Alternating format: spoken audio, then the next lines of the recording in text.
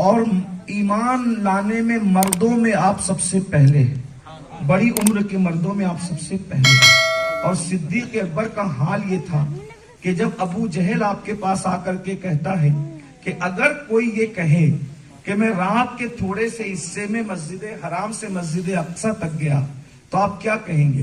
بولو وہ جھوٹ بولتا ہے کہ نہیں بولتا؟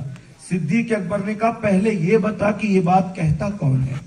تو اس نے کہا کہ وہی تمہارے دوست محمد کہتے ہیں۔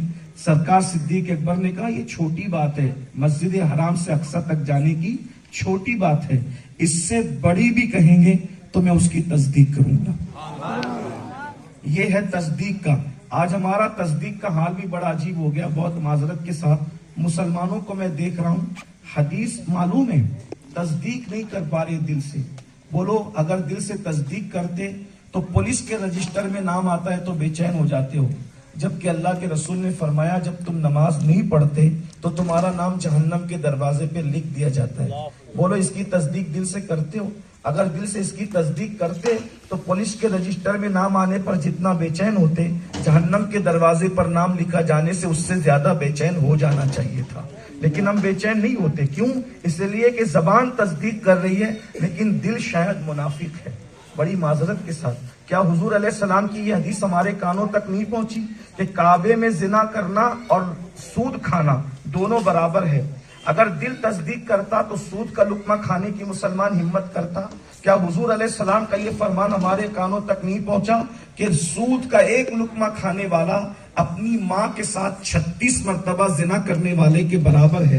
اگر دل اس کی تصدیق کرتا تو کیا مسلمان سود کھاتے؟ بتائیے، تصدیق ایک الگ چیز کا نام ہے۔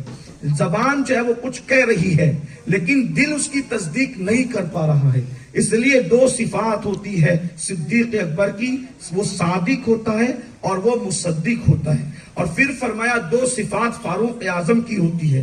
نمبر ایک، وہ امر بالمعروف کرتا ہے اور نہیں عن المنکر کرتا ہے، یعنی جو ولی ہوگا وہ ہمیشہ نیکی کا حکم دے گا اور برائی سے منع کرے گا۔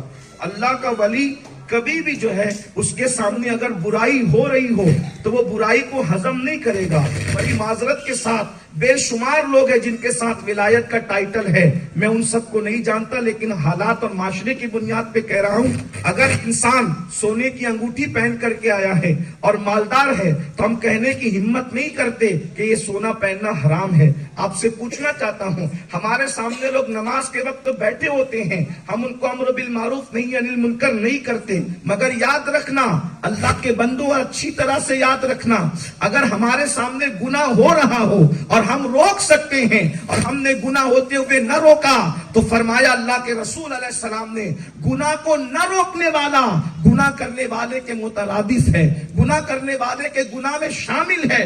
اسی لیے تو ایک حدیث پاک میں آیا کہ اللہ رب العزت نے ارشاد فرمایا کہ جاؤ جبریل اس بستی کو پلٹ دو اور اس کو دفن کر دو، زمین پلٹ دو۔ جبریل علیہ السلام گئے، پلٹے بغیر واپس آئے، یا اللہ میں اس بستی کو کیسے پلٹ دوں؟ وہ پوری بستی تو بیکار ہے، گناہ میں ڈوبی ہوئی ہے، ایک بندہ ہے جو اللہ اللہ کرتا ہے، اللہ فرماتا ہے اس کو بھی پلٹ دو، میرا ذکر کرنے والا اس کو بھی پلٹ دو۔ مولا کیوں؟ ارشاد ہوا اس لیے کہ وہ میرا ذکر تو کر رہا ہے مگر اس کے سامنے جو گناہ ہو رہا ہے وہ اس کو روکنے کی کوشش نہیں کرتا۔ آج ہمارے سامنے گناہ ہو رہا ہے، ہم گناہ، ہر آدمی عزت چاہتا ہے، کون سی عزت؟ بازاری عزت، سو کالڈ معزز بننا چاہتا ہے لوگوں کی نظر میں۔ بازاری عزت کچھ نہیں۔